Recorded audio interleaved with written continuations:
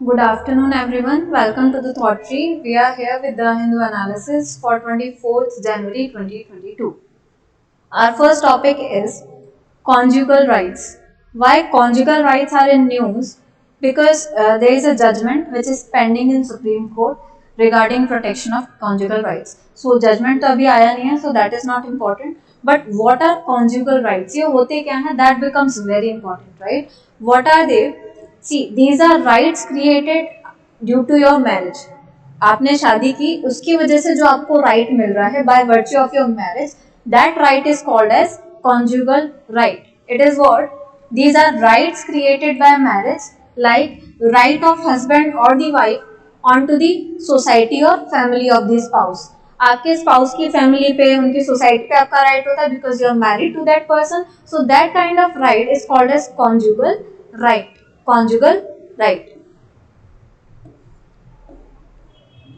Now, question arises that is there any law which recognize these kinds of conjugal rights? Yes, there are both civil or personal laws as well as criminal laws, right? So, law recognizes these rights, both personal law जैसे Hindu protect religion का जो होगा, Hindu marriage act, उसमें भी होगा इनको protect करने के लिए, ठीक है. जो दूसरे रिलीजन के पर्सनल लॉज होंगे उनमें भी there are provisions to protect conjugal rights as well as there are criminal laws. अगर कॉन्जुगल राइट्स नहीं एनफोर्स होते हैं तो उसके अगेंस्ट में कोर्ट में भी जाया जा सकता है, राइट. जैसे एलमनी है तो एलमनी भी इसी का पार्ट है. Conjugal rights is clear. It is the right which arises due to your marriage. Okay. Now famous personality in news are Naga Swami. R. Naga Swami. He was a very renowned archaeologist from India. News में क्यों है? Because of his sad demise. And importance क्या है? His important contribution in Indian history is, or archaeology is, he was the first director of Department of Archaeology. He was the first director of Department of Archaeology in India, as well as he is known for his various contributions related to South Indian history. South Indian history में उन्होंने अपना काफी काम किया है, contribution दिया है और उनकी काफी सारी पब्लिकेशंस हैं. But the important one which is the most famous is the book called early South Indian bronzes. Early South Indian bronzes. क्योंकि if there is a personality in news तो उनके अगर कोई बुक है, कोई वर्क है, तो it becomes very important for you, right. There could be a direct question. Known for views on South Indian history, and his famous book was Early South Indian Bronzes. Now see this editorial. आज के Hindu analysis में editorial में fiscal consolidation के बारे में पूरा एक बहुत अच्छा एडिटोरियल दिया था, and that was only important. Editorial में फिस्कल कंसोलिडेशन की बात की गई है. सो हम पूरा समझते हैं फिस्कल कंसोलिडेशन क्या होता है, कैसे कैसे फिस्कल कंसोलिडेशन होता है. सबसे पहले फिस्कल कंसोलिडेशन होता क्या है? जहां भी आपको ये टर्म फिस्कल देखने को मिले तो it is related to government expenditure, जिसको हम इकोनॉमिक्स में कैपिटल जी से डिनोट करते हैं, और टैक्सेस, ठीक है, जिसको कैपिटल टी से करते हैं. तो फिस्कल मतलब G and T, government expenditure and taxes, इन दोनों से रिलेटेड जो पॉलिसी होती है.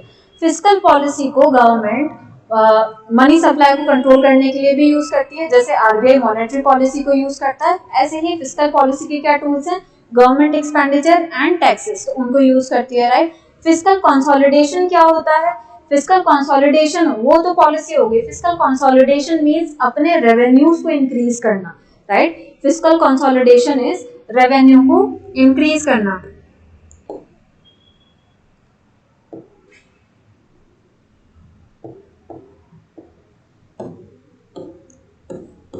सी फिस्कल मतलब it would be related to what? It would be related to G, that is government expenditure, or T means taxes, right. लेकिन fiscal consolidation is what?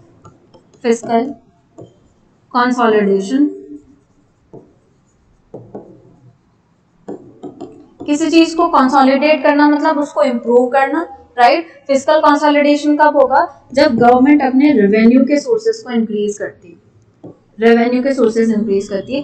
Revenue increase होने से क्या होगा? जो एक्सपेंडिचर की रिक्वायरमेंट्स है वो तो कम नहीं कर सकती, लेकिन रेवेन्यू अगर इंक्रीज होगा तो दोनों का गैप कम हो जाएगा, डेफिसिट कम हो जाएगी। जैसे हम अपने बजट, घर का बजट बनाते हैं, ठीक है, जिसमें हम ये सोचते हैं कि इतनी हमारे पास इनकम है, इतना हमारा खर्चा है, ये हमारा सोर्स ऑफ इनकम है। अगर हमारा एक्सपेंडिचर मतलब खर्चा ज्यादा होता है और इनकम कम होती है, source of revenue, source of earning कम होता है, revenue is what, income of the government, right, income of the government, वो अगर हमारा कम होता है तो हम डेफिसिट में चले जाते हैं, ठीक है, हमको लोन लेना पड़ता है अपने खर्चों के लिए। ऐसे ही गवर्नमेंट के साथ भी होता है। अगर गवर्नमेंट के एक्सपेंडिचर यानी खर्चे बढ़ जाते हैं और रेवेन्यू मतलब इनकम कम हो जाती है, तो गवर्नमेंट को क्या करना पड़ता है, बोरोइंग करनी पड़ती है। और इन सारी चीजों को कौन रिफ्लेक्ट करता है, फिस्कल इंडिकेटर्स, जो अलग अलग डेफिसिट्स होती हैं। जैसे for example main indicator is fiscal deficit. Fiscal deficit, fiscal deficit क्या रिफ्लेक्ट करती है, total expenditure minus total receipts, यानी गवर्नमेंट का जितना भी एक्सपेंडिचर और जितनी भी रिसीट्स है उनका डिफरेंस। अगर ये ज्यादा आता है एक्सपेंडिचर, इसका मतलब फिस्कल डेफिसिट ज्यादा है, राइट। एक्सपेंडिचर ज्यादा है, रिसीट्स कम है, यानी खर्चा तो उतना ही करना है लेकिन सोर्सेस कम है। खर्चा कहाँ से करेगी गवर्नमेंट, तो गवर्नमेंट क्या करती है, बोरो करती है, बोरोइंग।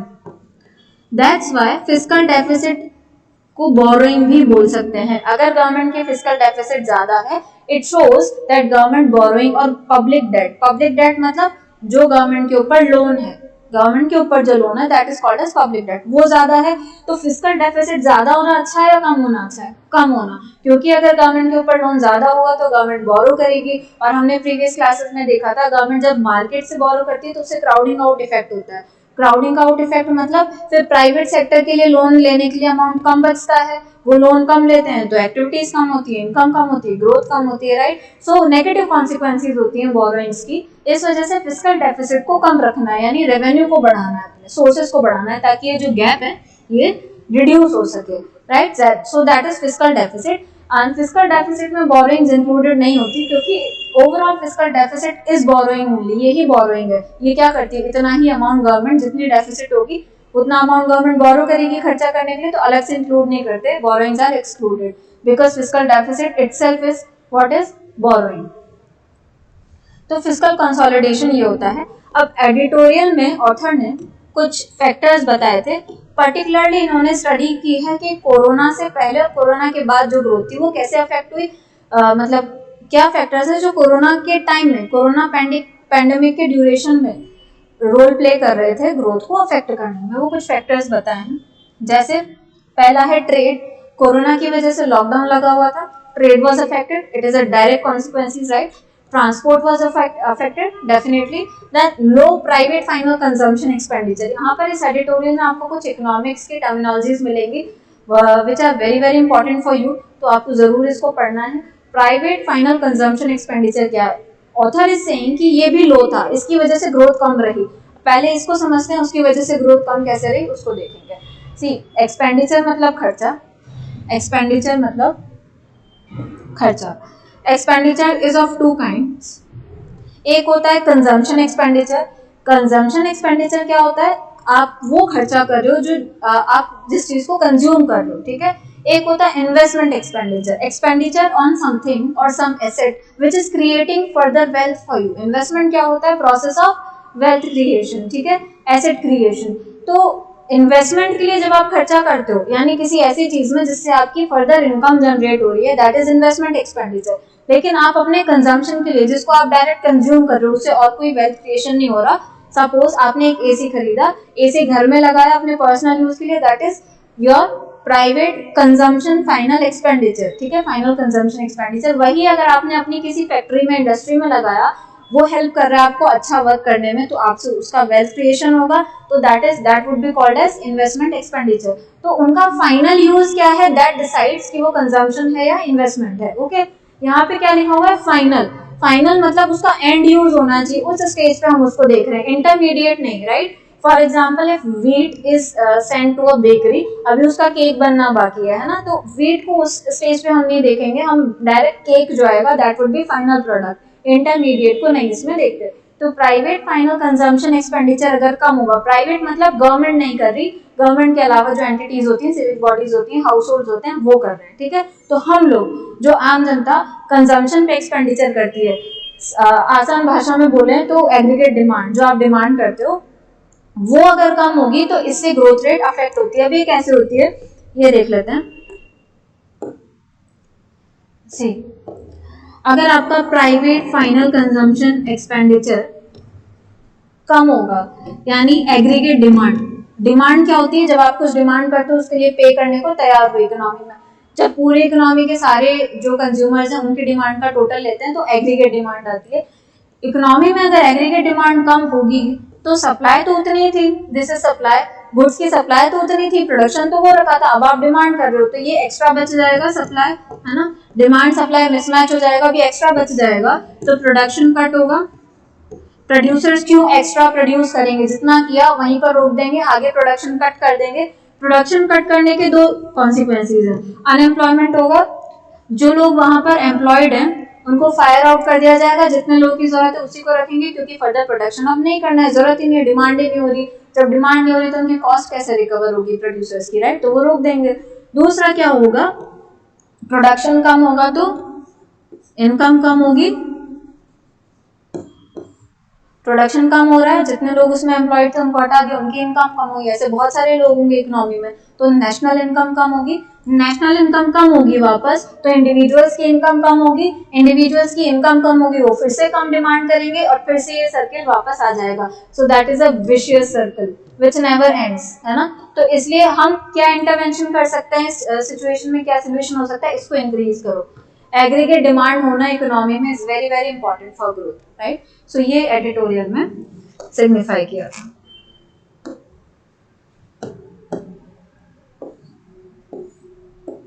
ट्वेंटी 23 के लिए एडिटोरियल में जो सजेशन दिए थे कि क्या किस चीज से ग्रोथ हो सकती है अब, क्योंकि पेंडेमिक की वजह से काफी लॉस हुआ है, तो उनमें दो चीज बोली कि सेविंग और इन्वेस्टमेंट रेट हमको बढ़ानी पड़ेगी।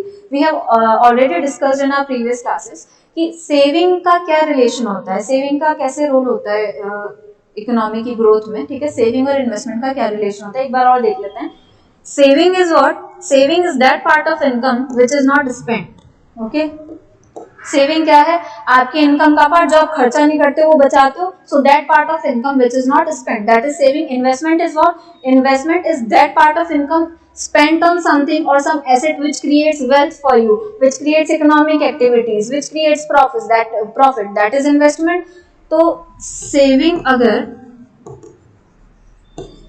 की रेट अगर इंक्रीज होगी तो उससे कैसे फायदा होगा, ये सेविंग वो सेविंग नहीं है जो आप घर में रखते हो, अगर आप घर में पैसा बचा के रख रहे हो तो वो देश को कुछ हेल्प नहीं करने वाली।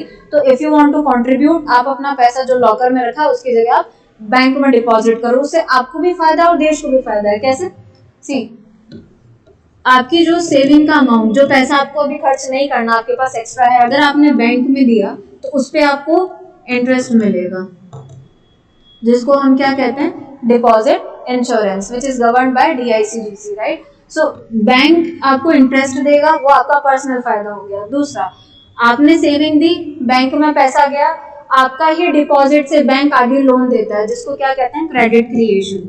आपके ही पैसे से वो आगे लोन देता है, क्योंकि उनको पता है कि आप एक दिन में अपना सारा पैसा लेने वापस नहीं जाओगे, है ना, कुछ निकालोगे परसेंट है, सारे पीपल जो डिपॉजिटर्स हैं वो एक दिन में नहीं आते, रन ऑन बैंक हो जाएगा वरना, है ना। तो वो उसी में से लोन देता है, वो लोन देगा, लोन होगा तो क्या होगा, इन्वेस्टमेंट बढ़ेगा।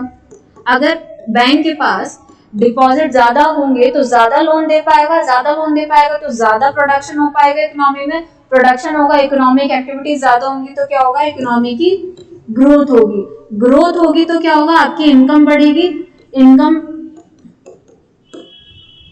इनकम ज्यादा होगी तो आपकी सेविंग भी ज्यादा हो सकती है, अगेन सेविंग ज्यादा होगी, then also this cycle continues. तो this is what, this is virtuous, यानी ये अच्छा चेन रिएक्शन है। वो विशियस था, it was bad, but this is virtuous cycle, एक वर्चुअस साइकिल क्रिएट हो सकता है। सो सेविंग की रेट हमको बढ़ानी पड़ेगी, ठीक है, अगर हमको ग्रोथ रिस्टोर करनी है तो। Another thing is investment, investment rate बढ़ाने से क्या इंपॉर्टेंस होगा, उसका क्या रोल होगा ग्रोथ में। डायरेक्ट इन्वेस्टमेंट अगर कहीं इंक्रीज होता है तो उसका प्रोडक्शन बढ़ता है, अगर ओवरऑल इन्वेस्टमेंट बढ़ेगा इकोनॉमी में तो इकोनॉमिक एक्टिविटीज और इंक्रीज होंगी, प्रोडक्शन एक्टिविटीज इंक्रीज होंगी, प्रोडक्शन एक्टिविटीज इंक्रीज होंगी तो इनकम बढ़ेगी पर कैपिटा, है ना, और एम्प्लॉयमेंट बढ़ेगा, दोनों चीजें सॉल्व हो जाएगी। इनकम बढ़ेगी, वापस से आप क्या करोगे, स्पेंड भी ज्यादा करोगे और सेव भी ज्यादा करोगे। आपने सेविंग ज्यादा की, सेविंग ज्यादा की, बैंक में डिपॉजिट किया, उससे उन्होंने लोन ज्यादा दिया, वापस से इन्वेस्टमेंट बढ़ा, again a virtuous circle, again a virtuous circle, which is good, virtuous circle of growth, which is good for economy. So that is how saving rate and investment rate are very very essential for growth of any economy. यहाँ पर यही highlight किया गया था.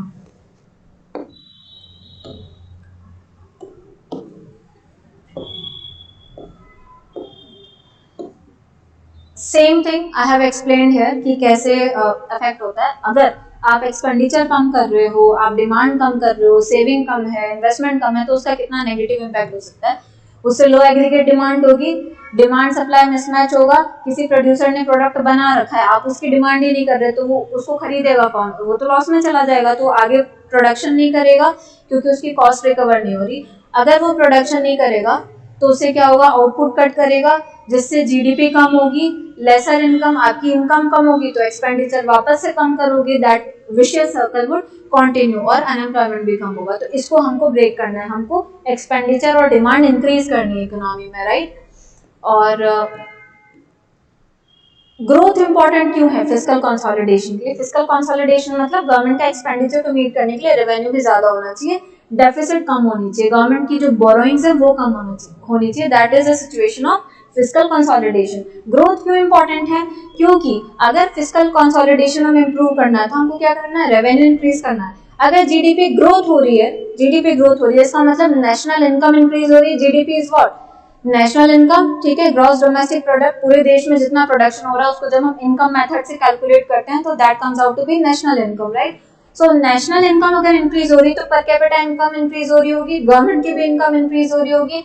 Per capita income increase होगी तो आपके tax जो है वो बोयंट होंगे, मतलब आप टैक्स ज्यादा दे पाओगे, आप हायर टैक्स ब्रैकेट्स में आ जाओगे, गवर्नमेंट ज्यादा टैक्स कलेक्ट कर पाएगी क्योंकि ज्यादा एक्टिविटीज होंगी. टैक्स बेस जो है वो नैरो हो जाएगा, ज्यादा लोग उस इनकम ब्रैकेट में आ जाएंगे which is taxable. Indian taxation की मेजर प्रॉब्लम क्या है कि टैक्स बेस नैरो है. टैक्स बेस मतलब जो प्रपोर्शन जिसपे वो टैक्स लगाया जाता है. पीपल भी कम है, इनकम भी कम है ना. तो फिस्कल कंसोलिडेशन की कैसे इंपॉर्टेंट है? Reduction in gap between total expenditure and total receipts. Fiscal deficit कम होगी कैसे? अगर रेवेन्यू बढ़ेगा गवर्नमेंट का तो I told you fiscal deficit is what? Difference between total expenditure and total receipts. तो इन दोनों का डिफरेंस कम हो जाएगा रेवेन्यू के बढ़ने से, रिसीट्स के बढ़ने से सेम थिंग है ना. तो ये फिस्कल कंसोलिडेशन में हमको हेल्प कर सकता है. That is something which is highlighted in this article. एक टर्म यहाँ पर मेंशन थी, टैक्स बोयेंसी. टैक्स बोयेंसी क्या होती है? बोयेंट फोर्स होता है, जैसे वाटर में नीचे से लगता है तो समथिंग जो वाटर में जाती है वो ऑब्जेक्ट ऊपर आता है ना. ऐसी टैक्स बोयेंसी क्या होती है कि अगर ग्रोथ हो रही है तो टैक्स कलेक्शन कितना ऊपर उठता है, that is called as tax buoyancy.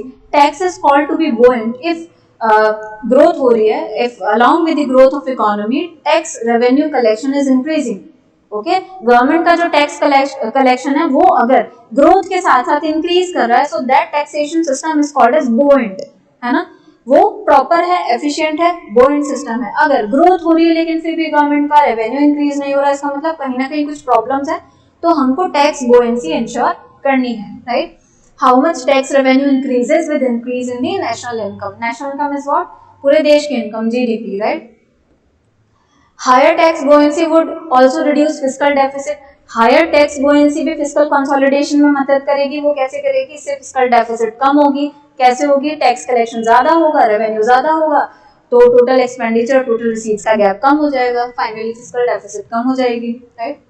Another important news item is substantive equality. ये न्यूज में क्यों है? क्योंकि अभी नीट के रिजर्वेशन की जो न्यूज चल रही है उसमें एक बात निकल के आई है कि there is something called as substantive equality. अब ये क्या होती है? टर्म आपके लिए इंपॉर्टेंट हो जाती है, right.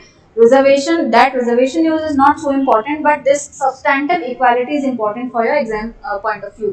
Substantive equality is a fundamental aspect of human right. ये ह्यूमन राइट का एक बहुत बेसिक सा पार्ट है, ठीक है. किसका पार्ट है? Human rights. ह्यूमन राइट्स क्या होते हैं? which humans should get by birth because they are human, so by virtue of being human they have some rights, they enjoy some rights, those are human rights. तो human rights का बहुत ही basic, बहुत ही fundamental aspect है क्या? substantive equality. It is concerned with equitable outcomes and equal opportunities for disadvantaged and marginalized people. मतलब जो marginalised people हैं और एडवांटेजियस सेक्शंस हैं, स्ट्रेटा हैं सोसाइटी के, उनको भी इक्वल अपॉर्चुनिटी मिलनी चाहिए, इक्वल आउटकम मिलना चाहिए। यानी देश की अगर ग्रोथ हो रही है तो उसका जो परसेंटेज है उसका बेनिफिट उनको भी मिलना चाहिए। अगर आपको कोई अपॉर्चुनिटी मिल रही है एम्प्लॉयमेंट की, एजुकेशन की, हेल्थ केयर की, तो उनको भी मिलनी चाहिए, because they are also mainstream, right. लेकिन हमने क्या किया, सोसाइटी में डिस्क्रिमिनेशन की वजह से, कास्ट बेस्ड डिस्क्रिमिनेशन की वजह से काफी सेक्शंस ऐसे हैं जिनको मेन स्ट्रीम से हमने मार्जिनलाइज कर दिया, यानी साइडलाइन कर दिया उनको, हम उनको मेन स्ट्रीम में नहीं मानते। So that is inhuman. वो उनका ह्यूमन राइट है जो हमें उनको देना चाहिए। Everyone is equal, right? So that is substantive equality, that everyone should get equal outcomes, equal results of growth, profit, as well as equal opportunities. Opportunities भी सबको equal मिलनी चाहिए to develop themselves in all spheres, right? So that is substantive equality. That is it for today's analysis. If you like it, please like, share and subscribe. Thank you.